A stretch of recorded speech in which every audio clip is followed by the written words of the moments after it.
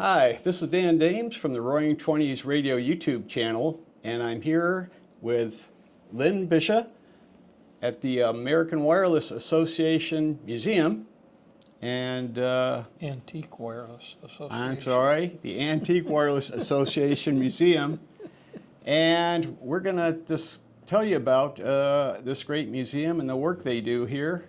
And I'm going to leave it to the expert to tell you, the man who runs the place, Lynn Bisha. Well, good morning, afternoon, or evening, whichever.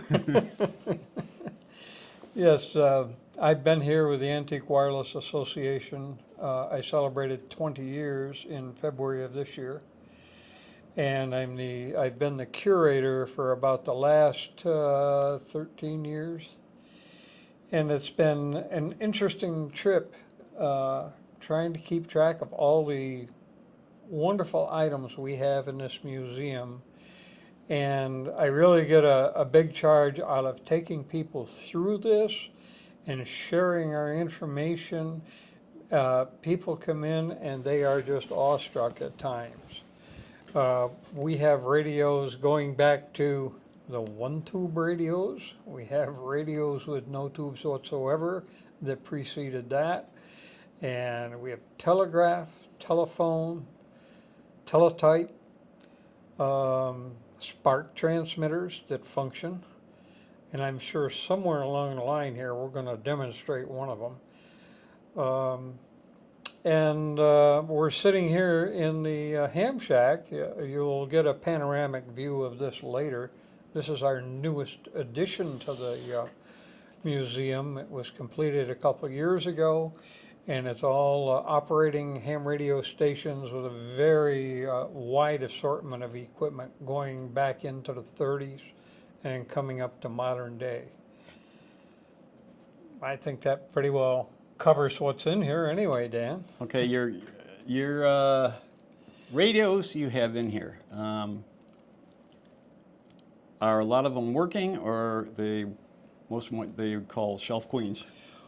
In this room, in the ham shack, not in the they're ham, all but working. just in But general. outside, a fair number of them work. Not all of them have even been tested. A lot of them are on the shelf just to show people what they were. It would be monumental to try and have every one of them functioning and let people try them out. Right, right. However, right around the corner here, you can't see it, but this set of shelves, there's a whole bunch of shortwave receivers.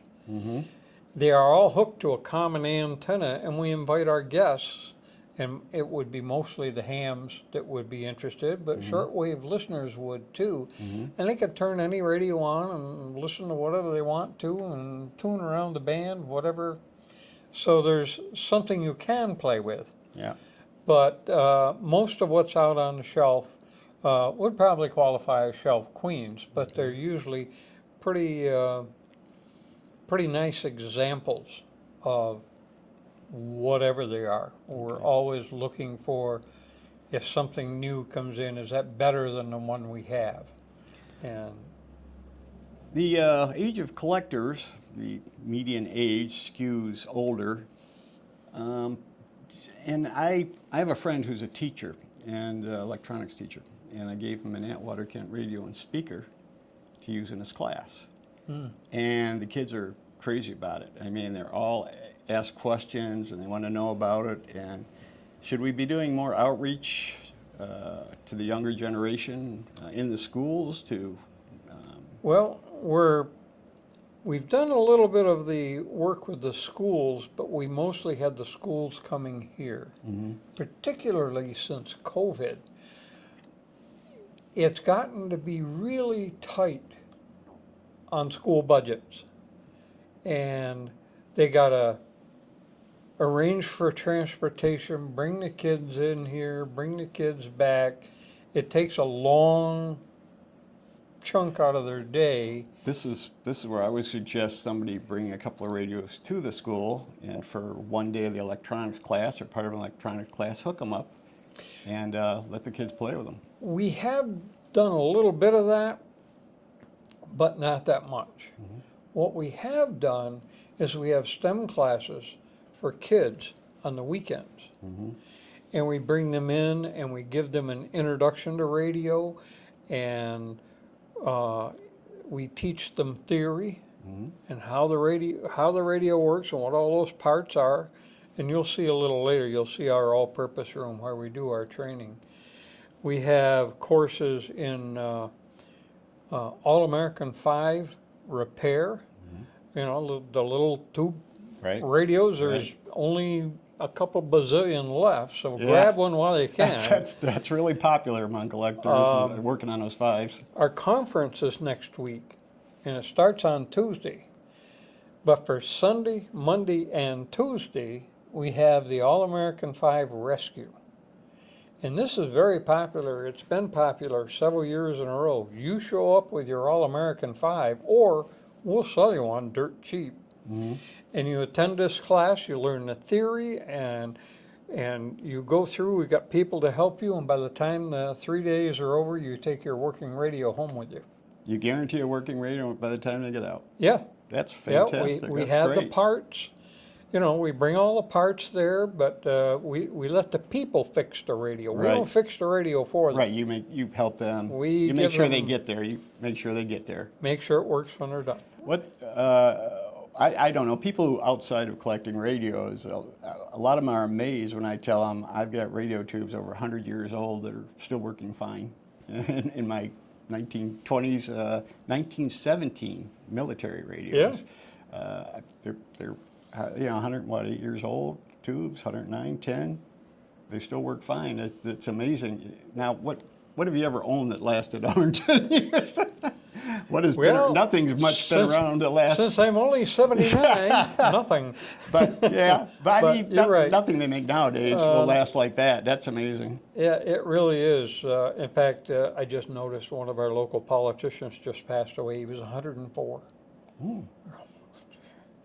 How can you argue with that? Wow. But that's not, he wasn't into radio, so we won't go into that. I'll give him credit for lasting. I'll give him credit for lasting. Absolutely. Okay, well, you want to take us on a tour? Let's hit the highlights of the museum. Okay. And anything more you want to tell us about yourself? Well, if you want to hear my story, Sure. I went to a year of college and took a course called Electronics Technology in a 2-year school. Ah, okay. At the end of the first year, I'd seen nothing electronic.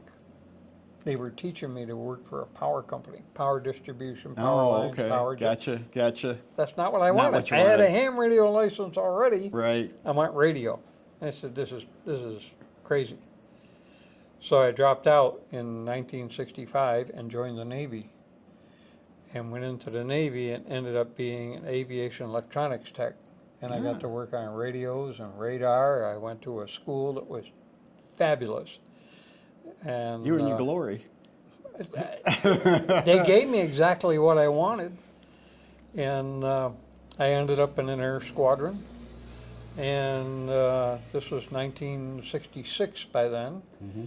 And of course, Vietnam was in full glory, whatever it was. Yeah, full mess. And they put me on the aircraft carrier USS Enterprise, which at that time was the highest tech piece of equipment anywhere in the world.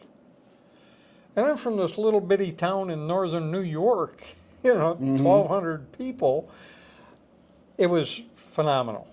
And fortunately, although we did work in the combat zone, we sat 200 miles offshore and sent the bombers and the fighters in.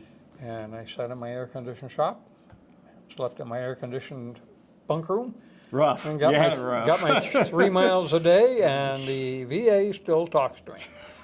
So it worked out very well, because I came out of that and went through, I was hired by IBM here in Rochester to work on their mainframe computers, and that was pretty much my field all the way through my earning years before I retired.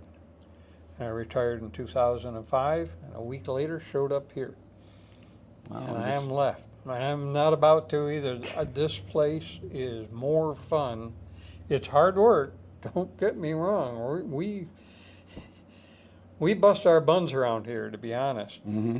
But all those Heathkit and Allied Radio and Radio Shack catalogs I used to read as a kid, Right. and Popular Electronics, Right. and we didn't have much money. I had 5 brothers and sisters, and you know, we were comfortable, but not extravagant in any way. And now I have 4 buildings worth of all that stuff to play with. Wow. And I could take it home whenever I want, and Kid in a candy shop. literally. And it's the perfect retirement because I'm busy and I'm excited about what goes on here all the time. Fantastic. Yeah, there's times I go home and I'm really dragging. I'm exhausted because it was I'll bet. this big thing or that thing going on, and like next week for the conference, it's Tuesday through Saturday. Boy, by the time Saturday comes home, I'm whipped. But we're going to have around 160 people here from out of town or wherever, and there's going to be presentations. There's an auction. There's dinners and luncheons, and it's wonderful. It's Right. a wonderful thing. Fantastic. All right. Later on in the video, I'll give you all the information on the location of the museum, contact information. And for now, why don't we go see some of the highlights of this great museum? Sure. A few regulars on the channel, you know, I've been out to Orient Point and the Voice of the Twenties Museum out there, and you may be surprised to find out that what we have here at the Antique Wireless Association Museum, this section is from that museum. All of it. All of it. And there's Ralph Williams. Mm-hmm. Wow. The interesting part is this is where they started. Ignition parts, distributors, Yep. spark coils. Made a ton of money in automotive parts Yep. before he went into radio and made more. Atwater Kent. Yeah. Oh, I like this sign. And there's Williams' book that was an AWA review, volume 12. You can still put those on the internet if you've got one and you want to sell it, and you get $75 to $100 for it. Wow. I've got my Atwater Kent 5 was restored by Ralph Williams. Oh, really? And there's Wow. a story out if you want to go to my my Roaring Twenties Antique Radio Museum.com website, you can read all about the story behind it. It's got a great provenance. I'll have to do that. Now, this is unusual. This was not a standard build. I was thinking I could open this, but maybe not.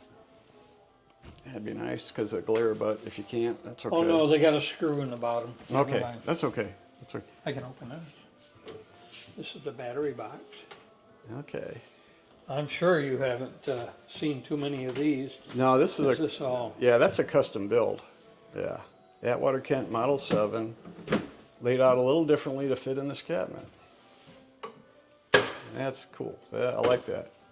Looks like a Victrola cabinet. Yeah, it's an interesting story in that when he passed away, he made each of his relatives, and there was 30 some odd of them, into the board of directors of the estate. I got some of that story from, yeah. His Everything stepson. that was done, all 30X number of them had to agree on. Took a long time. Yeah. But we are thrilled to death that they invited us down and allowed us to simply pick what we wanted and take it with us. Wow.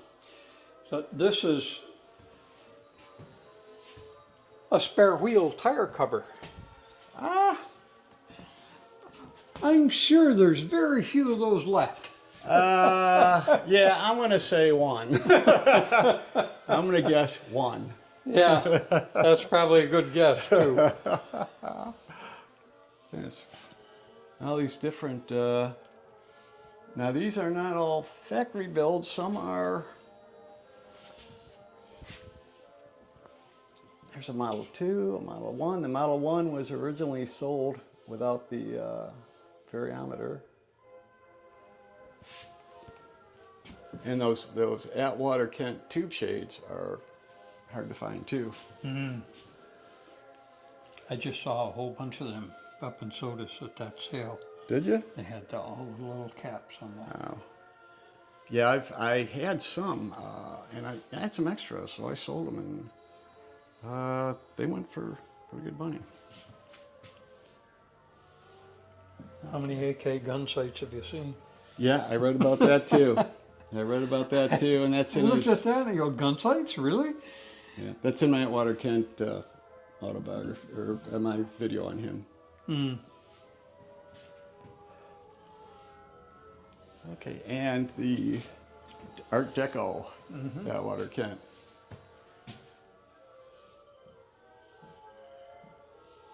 I joke around with some of the collectors who, you know, when Atwater Kent came out with the one tube or one dial tuning, I said, buddy, they've had that one out for a while. The Atwater Kent 5 was one dial tuning.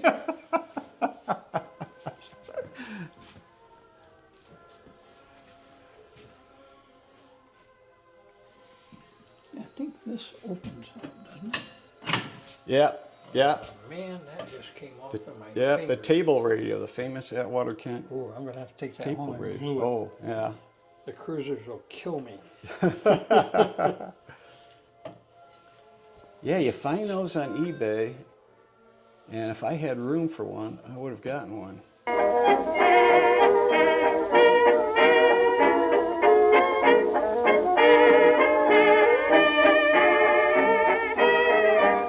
It's your show. Tell us about it. The contrast is amazing. In sound? So yeah, so we'll talk about Edison's invention here. Stick my cup up there. Wax cylinders. Just so people can see what a wax cylinder looks like. Little grooves. It's kind of like a record on a tube. That's what it comes down to. And we can play it on this.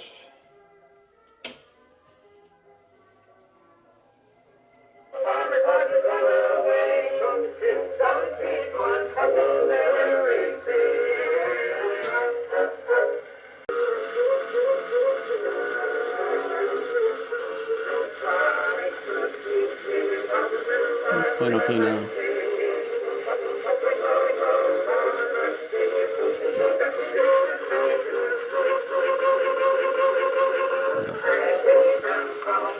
That's okay. I could pick a different one if you like. So that gave you the idea of where it started. Now we get into the middle years. By the way, this is all wood. Yes. These are unbelievable if you had to buy one. Yeah. And again, this is all totally mechanical. There are no tubes.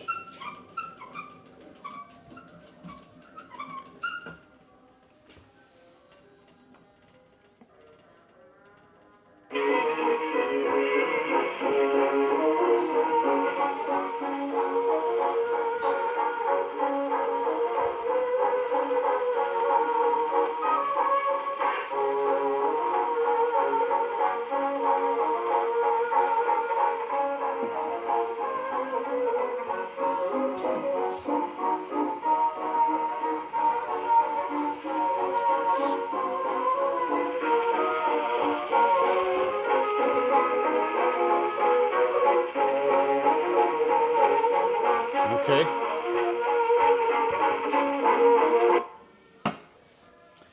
So let me give you a quick explanation about mechanical record players.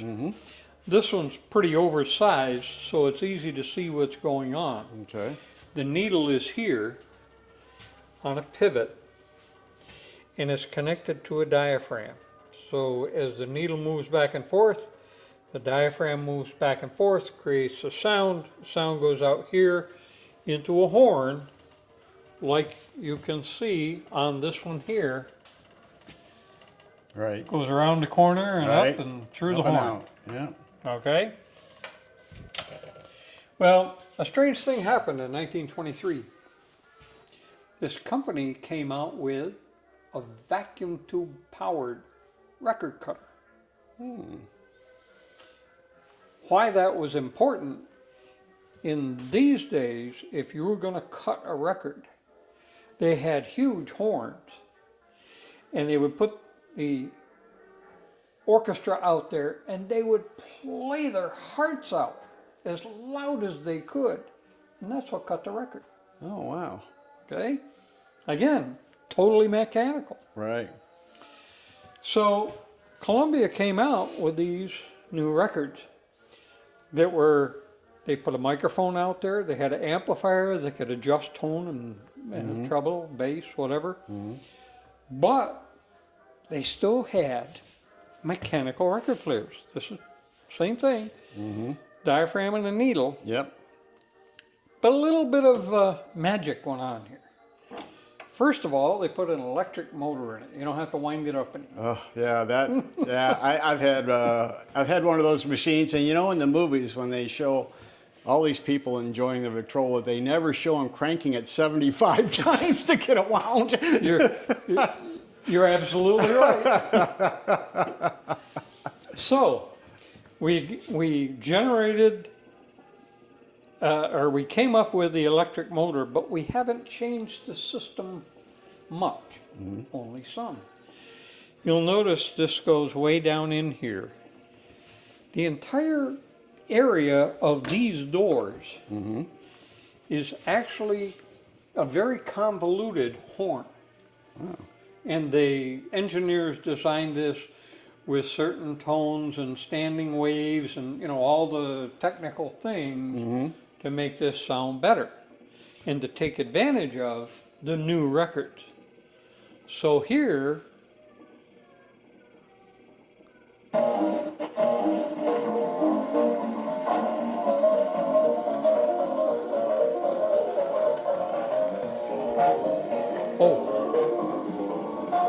it has a volume control.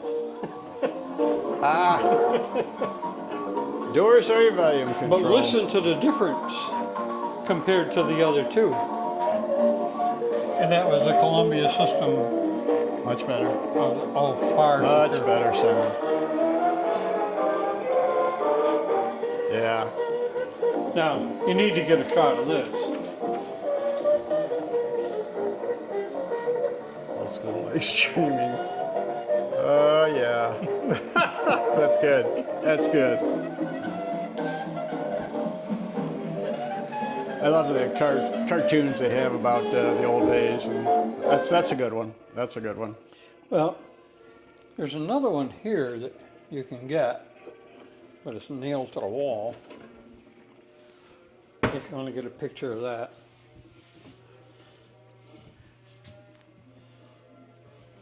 Okay, there we go. So annoying, he won't shut up about how everything sounds better on vinyl. That battle continues today. And there he is. Yeah, the battle continues today. It sure does.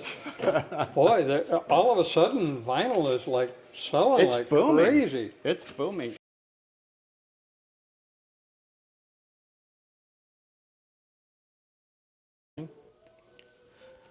All right, me and Lynn are going to take a look at some consoles here, and this is the first one we're going to look at. Go ahead, Lynn, tell us about this one. Well, it's a Radiola 1928, Model 62. Okay. Its condition is amazing. And I went with another guy to pick this up, and we couldn't believe it when we saw it. This was in the basement of a lake house on Lake Ontario. And we're going, Moisture. Not too sure. Yeah. That's what it looks like when we picked it up. That's amazing. But it is one heavy piece, and the two of us had a heck of a time covering it with blankets and sliding it up the stairs to get it out of the basement. Well, we got it down here, and it's that beautiful. I mean, Yeah. You can't pass something like that. That is amazing. That is amazing. And of course, in the 20s, it was also difficult. You know, the guys are all enthusiastic about the radios, but not so much their wives. Yeah. So they made a little concession to the wives, and they came up with some kind of A little more pretty attractive. things. And there's a Philco from 1928 with a nice seat to sit down in front of it, and One of the early electrics. Yep, 1927, I think, when they first came out with the electrics, kind of big time. somewhere, yeah, 27. that's Yeah. got to be pretty close. Yep. Okay. We have a This is an unusual looking one. Midwest, and this one's pretty rough. Part of the reason for that is, guess where they were sold? In the Midwest. In the Midwest? So this is our only example of a Midwest radio, and it's kind of rough looking, but we like to get, since it's unique, one of a kind for us, Sure. we'll Sure. take it. Okay, let's take a look at that Zenith over there. That's a brand a few people might know of. Yeah, wait till you see the real Zenith. That's a very nice one there. Oh, I got to get back. That's get a full shot of that. 1942. That's a 42.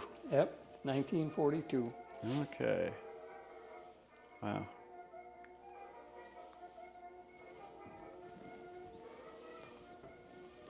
Now, does this have the motorized tuning on this one? I believe it I would does. think, yeah, I 42 think, it I think should. this is, Yeah, and oh, maybe, no, it isn't. No? That's band switch. the middle dial doesn't run a See. motor. The smaller dial on the end. No motor. That surprises I me. don't think it has a motor. Okay, that surprises me a little bit, but I don't know that for a fact, but I can't really see Okay. in there either. what do we got Hold on. over here?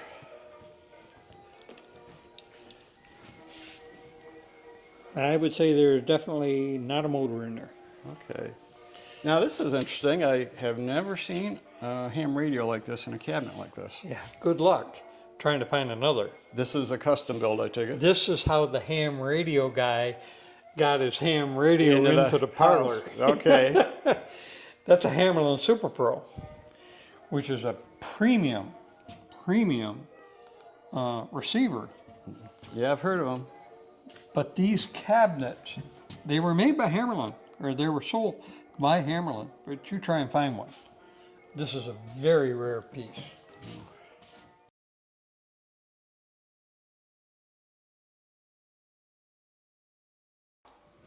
Okay, this is a 1935 Stratosphere, and the radio that most radio collectors only dream of owning.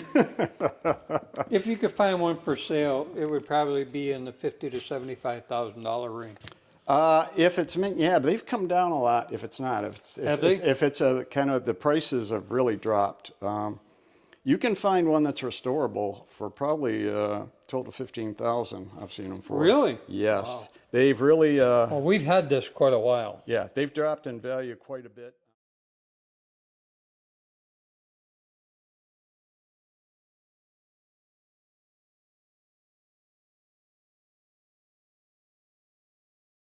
And Come in here and then. this is all real authentic Marconi equipment. It's obviously not from the Titanic, Right. but identical to what was on the Titanic. Okay, gotcha. Where did you get all, you didn't get all this stuff at once, you piecemealed this together? Yeah, one of our guys, his name is Jim Cruiser. Okay, I've Lives- talked to him. Yeah. go Okay, ahead. well, he lives over on Grand Island, which is Buffalo. Okay. And quite a bit of this stuff came from his collection. He also helped to set up the other Titanic museum in an obvious place, Branson, Missouri. Of course. I don't remember the Titanic visiting that port, but No, I there's a don't. Titanic museum down there. They must have bigger rivers than I thought. I just don't offer the explanation. Wow. But this is authentic equipment. And these things, this is cast iron, Wow. okay? And I don't remember which one it was. I think it was the smaller one, way back before 9/11. He brought that home on an airplane as carry-on baggage. It's gotta weigh like 90 pounds. Who, Arnold Schwarzenegger? Hey, I wasn't around then, but I'd be dragging it on. the equipment is all Marconi and period correct and so on, but the desk was built by our president, and he's a master woodmaker, and he did a great Mr. job. Hobday. Mr. Hobday.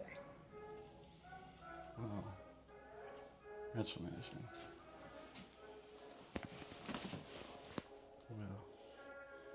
Man, look at those keys. Those are the biggest keys These were I've ever seen. that was keying some serious current. How many volts you think coming through there? I honestly couldn't tell you. Hundreds? Probably well over 100, maybe a couple hundred. I don't know for sure. And here's our model of the Titanic.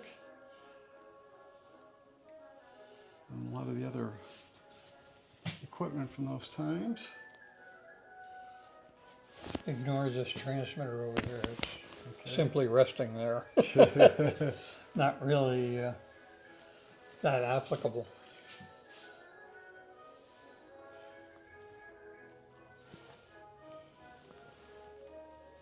Okay.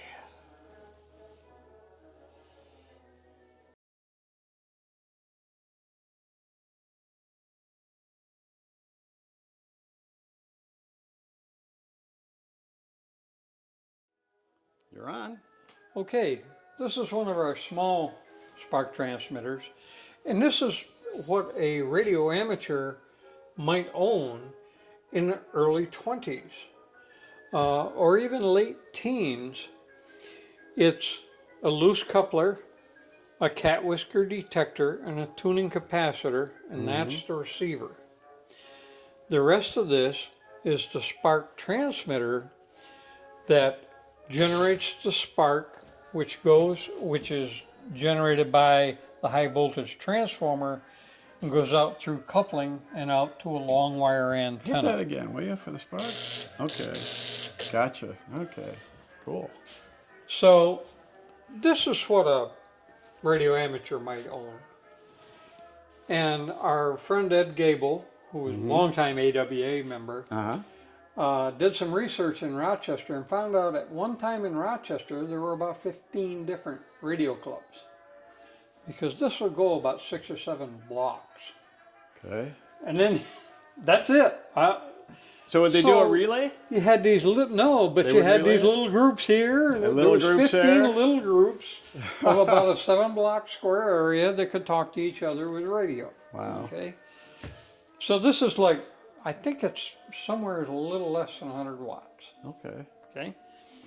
And the carbon spark gap here obviously is burning up the carbon. Right. So you're continuously Adjusting. aligning it and it's fussy.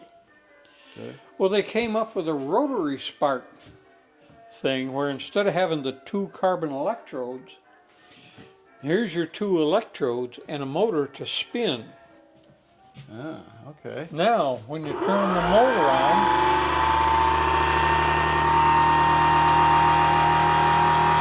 oh, what happened here? Whoop! Oh, I took the wrong key.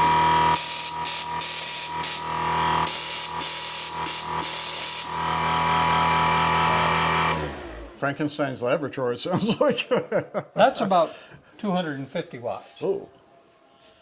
But if you want to hear the real machine, You want to fire it up? we got 1,000 watts. Can you fire that up? I can fire that up. All right. Let's give everybody a treat. Okay. Let's see the big boy. The angle from over here is where you're going to see Oh, all okay. the spark is Gotcha. right there. Gotcha. Okay. So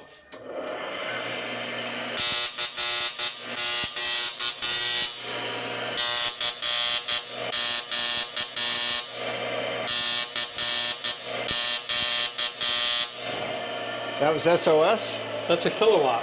No, that's CQ. You want to hear SOS? Yeah.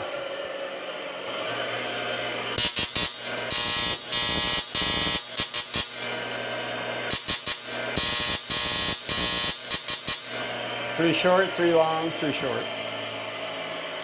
That's 1,000 watts. Now, how far would this transmit for? This could probably go 100 miles maybe.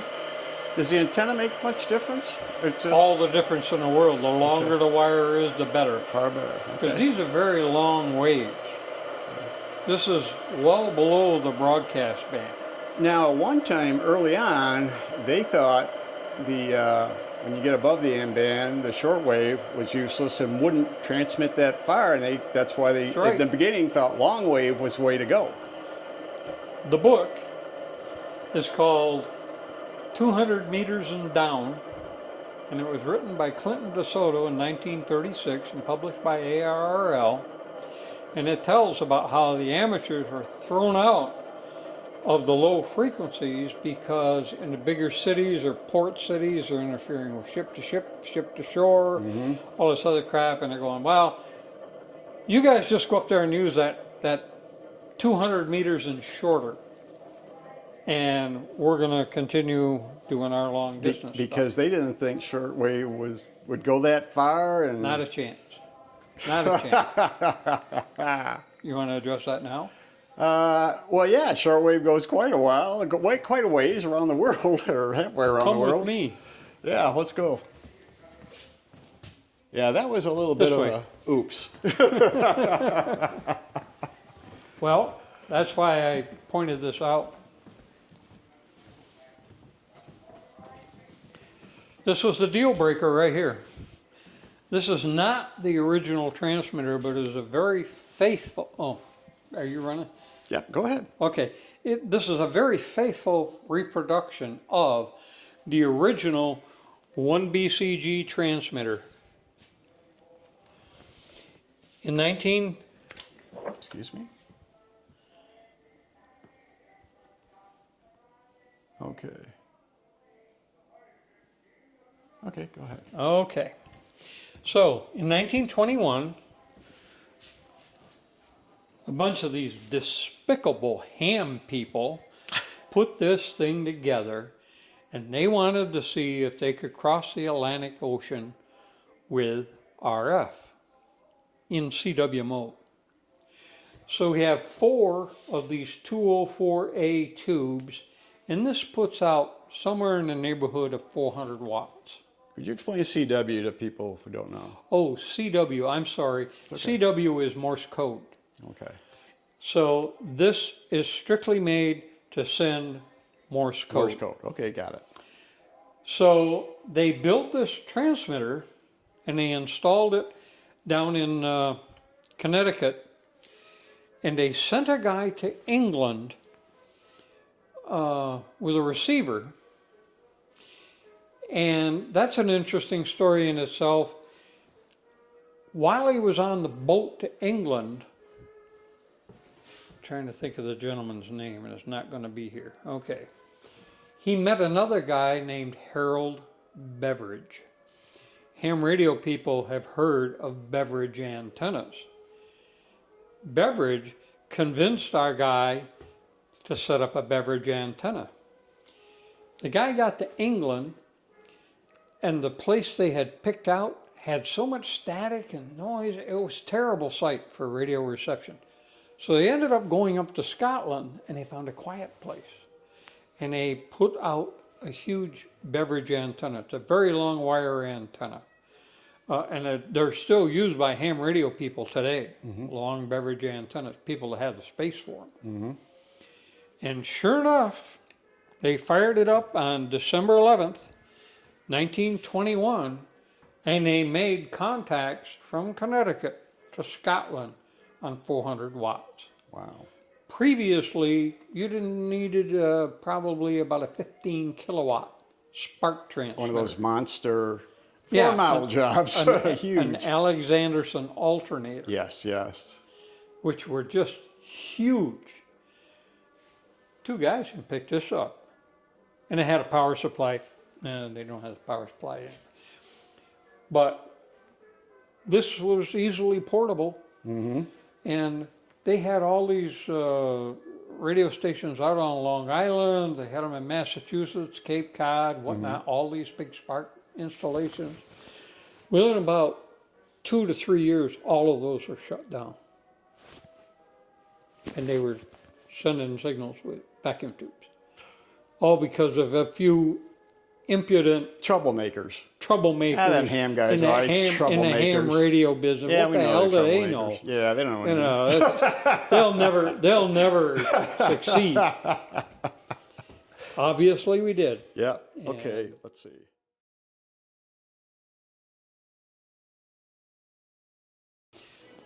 This is a car transmitter and receiver. Transmitter, receiver, and the picture will show you this installation in this guy's trunk. And this was a car telephone from 1948. If I get There were a lot of limitations on this. Each city was only allowed 16 lines. Well, you can imagine how that went over in New York City. Yeah. But this is where it started. It got developed along the way. They had tube stuff. It made it up into transistors. And then the Motorola people, the Bell Labs people said, we can do better than this. So they went out and came up with the basic concept of cell phones as we know them today. Mm-hmm. So they built this system around Chicago. They put up a whole bunch of towers, and they put a bunch of cars together. They couldn't find any American manufacturer to build the equipment for them, so they went to this company in Japan called Oki. Mm-hmm. If you ever saw an Oki data printer, a long time. Yeah. Oki built it. They designed it, Oki built it, and they brought people in and demonstrated it. And everybody went, oh yeah, well, that's pretty good, and left. And it was like 3 years later before cell telephones started coming out. One thing to notice, this has an HF button for hands-free. Ah, wow. The other thing to notice, if you can get it, this is serial number 1. Oh my goodness. This is the world's first Wow. cell Get that in there. telephone. It's kind of hard to read, but it's there. Now, once it's blown up on a big screen, I think I'll be able to read that fine. Yeah. Okay. And we all know what happened after that. Oh yeah. Yeah, we sure So do. there's the oldest, and here's one of the newest. This is a sat phone from it's an Iridium phone. These are available today. You can get your own, and they're not horribly overpriced. They're like $60 a month, but you only get maybe 10 or 15 minutes of talk time. For $60 a month? Yeah, well, That's kind of limiting. Of course, if you got a friend on the other side of the world. if you're in the middle of the Atlantic in a rowboat trying to get you might rescued, figure it's worth it. could be worth that. Yeah. Yeah, that's true. So. Okay, I'm going to head into the ham shack, and we're going to talk to Lynn, and he's going to show us the pride and joy of the museum. They're fantastic ham shack, and they've done a great job. Here we are in front of the James Millen rig. James Millen, W1HRX, was the president of the National Radio Company, and he had his engineers custom build this for his radio shack up in Massachusetts. And it has one really interesting feature. If you can come over here, Dan, and just get a look at the button and the switch here, and I'll explain why that's important. Right here. Ah. Okay. Now the car collectors are going to know what we're talking about with that little push button. Okay. This was in the guy's literal ham shack out behind his house. Really? And he was on a lake shore, and the electrical power was provided with a Chevrolet Stovebolt 6 motor, and that was the starter button from a Chevrolet. Oh my goodness. So when he came in, he turned on the ignition and hit the starter And to fire come up his on. transmitter and receiver. That's a genius. So this has a very early 1936 HRO receiver. The national people know all about HROs. They were very famous and excellent receivers. and he had the required modulation monitor. You were actually required to watch to make sure your modulation wasn't all garbaged up and whatnot. Mm-hmm. And this puts out about 450 watts of AM signal. Mm-hmm. And Not bad. he called us up. We've got the letter. It's not here hanging up yet, but we've got the letter from God, from James Millen. Okay. Sorry Okay. about that. No problem. From James Millen donating this to the AWA, and we had several of our guys went up there. It was around 1984, somewhere in there. Mm-hmm. They went up and got this thing in a truck and brought it down here. And Wow. maybe you can take a look around the side here for the vacuum tube people, because this has real vacuum tubes. Yes, I got a friend of mine in Virginia who. Would That's love an to see that. 851 down there. And the other ones are hard to see. They're up behind there, but they're 204As. Okay. And that means a lot to the tube guys, Yeah. not much to us. Yeah, with my 20s radios, I need to know basically about a dozen tubes, and that's it. So this is fully operational, 1936. Okay. We get up into World War II, and we go to the next station here. This is the receiver and speech amplifier that goes to this transmitter. Okay. And we just found this, one of our members found this in a garage sale.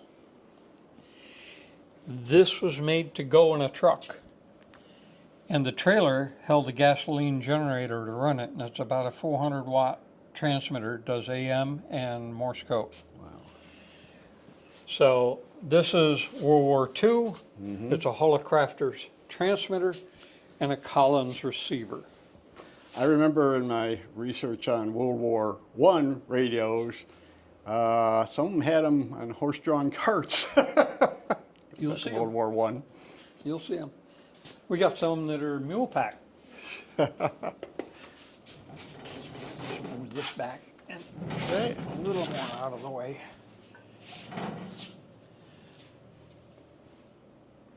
So this is the next, this is the replacement of what you just saw. Okay. This is into the 50s. Barker and Williamson designed the transmitter. Collins designed the receiver. That's an R390A. And these are also AM and CW. They Okay. haven't gone to single sideband yet. Okay. But this also does teletype. All right. Skip this one. Okay. Then we get down here.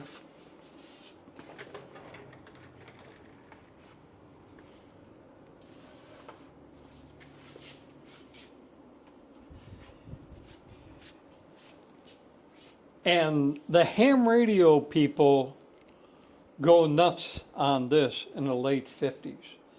This was like the Rolls Royce of ham radio, the Collins 75A4 receiver and the Collins KW1 transmitter. These are extremely rare, and this is serial number 36. 36. And it was actually originally owned by Air Force Mars military affiliate radio system. Do you know how many of these were built in total? Less than 200.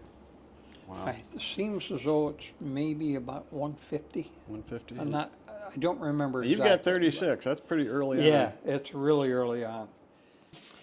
But it's the Collins KWS1, which was a successor to that, or a predecessor to that. And this is really rare. And I don't know how many of them were made, but it has an exciter, an exciter and the transmitter and a receiver to go together. Again, all Collins, and Collins, every ham knows who Collins was.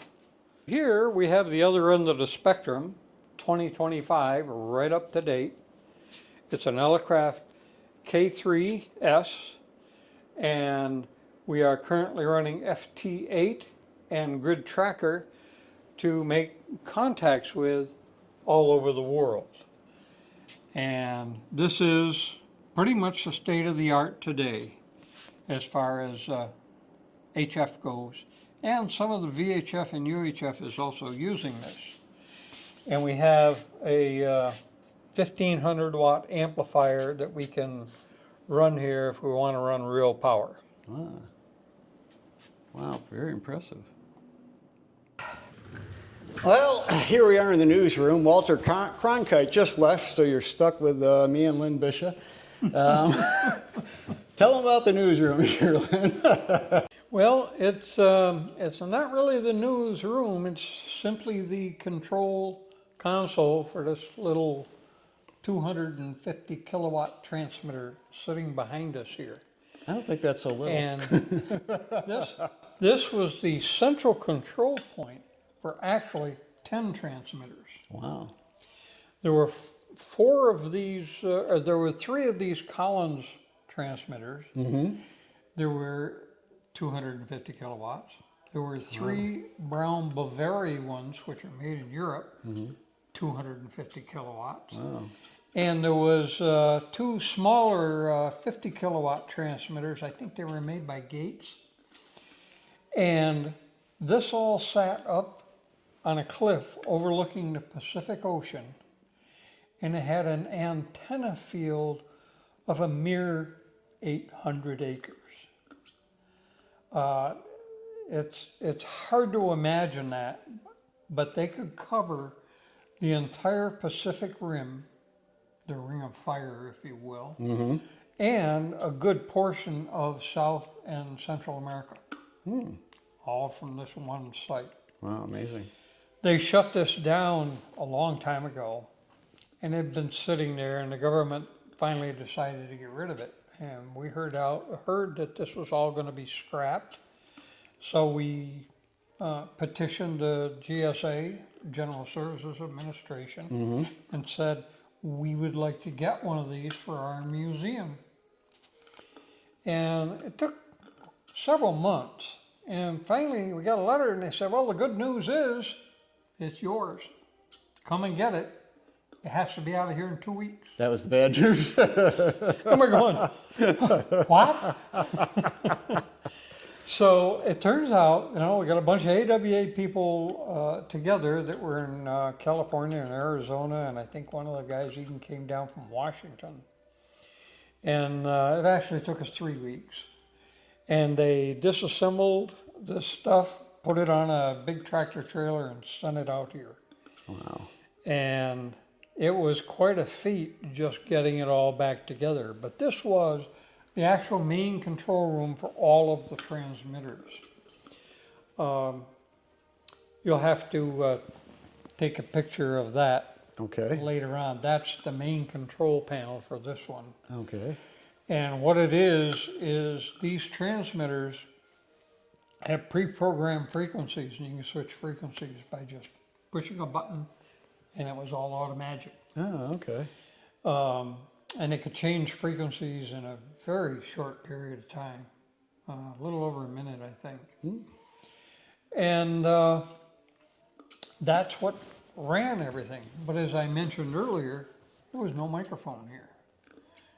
All of the audio was a feed across telephone lines or whatever they were using to each of the individual stations. The reasoning behind that was, if there was ever some kind of invasion, you don't want the guys coming in and taking over your transmitter. Right.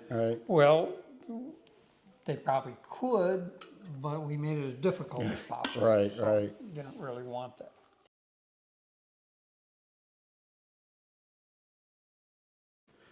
Okay, Lynn, why don't you tell us what this room's for? Well, this is our all-purpose room, but it's where we do our STEM program, which is for kids of any age, on Saturdays. And we have several different programs. We have a build your own guitar amp, and several other things. All-American 5 radio repair. And if you walk up near the front, you'll see our All-American 5 radio. Why don't you take us up there? I'll Laid follow out. you. I'll follow you. Okay. You're the boss.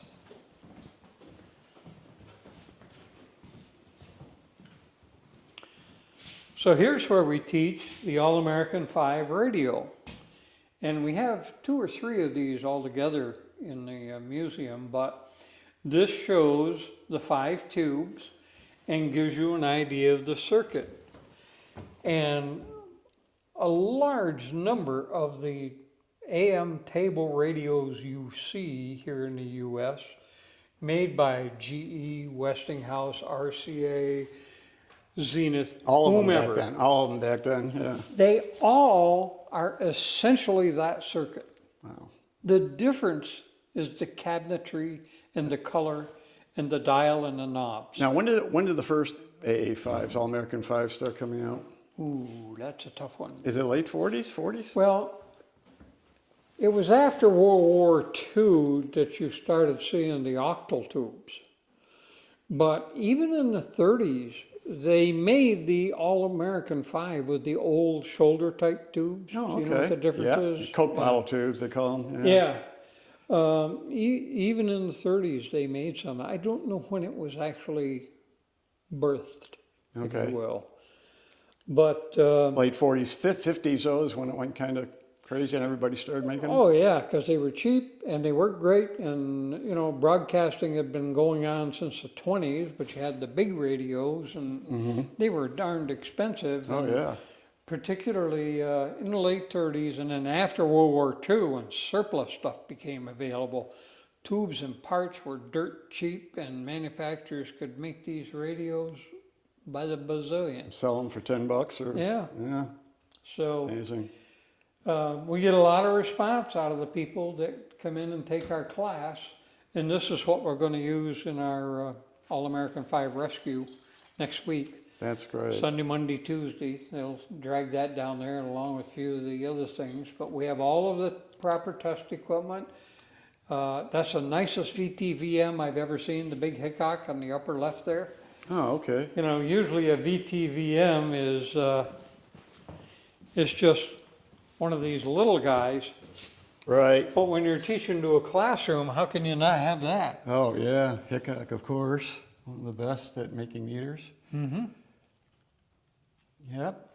Yeah, that is the biggest one I've ever seen. I give you that. I don't think I've seen one bigger either. No, that's huge. And we have modern test equipment too. Mm-hmm. So everything you need to do to repair and get your All-American 5 to run, we've got tubes, we've got condensers and resistors. We got it all. And Great. it just, it's pretty popular. Fantastic. People enjoy it. Great.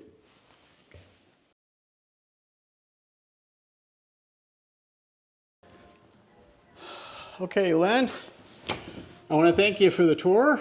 Well, my pleasure, to say the least. And I appreciate you coming out here on your day off. And Not a problem at all. I'm only about a half hour away Oh. up in eastern suburb of Rochester, Penfield. okay, well, I appreciate you coming out here and meeting me here and giving me my own personal tour of the museum. It's a great place, and I highly recommend it. The Antique Wireless Association Museum, and here in Bloomfield, New York. And it's a great place. You got to make sure when you're coming east, stop here, stop in. Even if you're not a radio collector or particularly interested, I'm sure if you come in here and you see what's going on here and Lynn gives you the tour, your eyes will be open to a lot about radio and the effects it's had on history and even today. That without radio, we wouldn't have a lot of things we have today, like Bluetooth. We all love that Bluetooth, and satellite communication. And it all stems from early days of radio. If I can add a small encouragement there, Sure. one of our most popular tours is the Mystery Bus Tour. Okay, what is that? In the Mystery Bus Tour, you pay your money and get on the bus and sit the heck down and shut up. You have no idea where you're going, and they stop by here every now and then. It's usually a group of seniors. Mm-hmm. And they come in the door and they're like, What the hell is this? what's going on here? They're really a little confused. Uh-huh. And by the time that we take them down and we give them the whole grand tour, and they come out and they're just like, whoa, this is a really cool museum. It is. And these are people with no interest in radio particularly. They're not hams. They're, they're not collectors. They're just Joe Blow. Yeah, but the history is amazing. The history is what we love. And you will find that all of the docents, historians that we're calling them now, that work here are just as enthusiastic as I am to show this place off, because we're really proud of it. I could tell. I could tell talking today. You really were. And I joined several years ago as a lifetime member of the American Wireless Association. And it's been a pleasure to deal with them every time I have dealt with them. And they've helped me at times when I've had to call them and I needed information or a favor, and they've always come through for me. That's another good thing. We have an extensive library of books. It is not open to the public. It's not a lending library. But if you need information, you can come down here and we'll take you back there and let you look for stuff. We've got copiers. Also, people request stuff by letters, and we'll go in and make copies, and if we can help you out, we'd like to. That's great. Well, that's it. I'm here with Lynn Bisha at the Antique Wireless Association and Museum. And what's your numbers again? W2BSN. Right. And thank you, Lynn, again. Oh, you're more than welcome. And this is Dan Dames from the Roaring Twenties Radio YouTube channel signing off. We'll see you again in our next video. Bye-bye. Hi, it's me again. I'm outside the Antique Wireless Association Museum, and I wanted to let you know that they've changed the name of the museum. The museum is now called the Communications-Technologies Museum, and let me show you.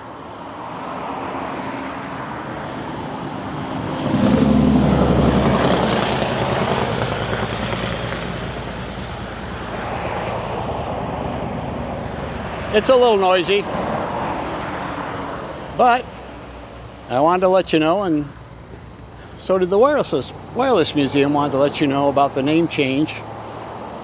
And just one more little tidbit I wanted to add before I left. Don't go away just yet. I have a short, what you might call a blooper I've added at the end of the video, showing my mistake, of which I make many, and a little story that Lynn told me I thought you might find amusing. Although the camera work was kind of lousy, because at this, I just left the camera running, so here it is. You gotta get rid of American and put in antique. That's okay. I will edit that. Yeah, I'll fix that. I'll fix that. I don't know why I keep saying Here, that. I'll give you a folder so you can remember. And well, see, it's the AWA. American just Antique Wireless recently- Association, right? We just recently made it, changed the name to to Communication-Technologies Museum. We used to call it the Antique Wireless Association Museum. Uh-huh. And it was on the building in big letters. Well, the problem is, if you drive 5 and 20, there's antique stores everywhere. Yes, I saw that. People take one look, they see the word antique, Yeah. they come in here when they find out we want to charge them admission, they get all indignant. This is a museum. Did you read the sign on the front of the building? Yeah, that's funny. We're not paying any money, and they get in a huff and drive off, and it's like, what? It's not my problem.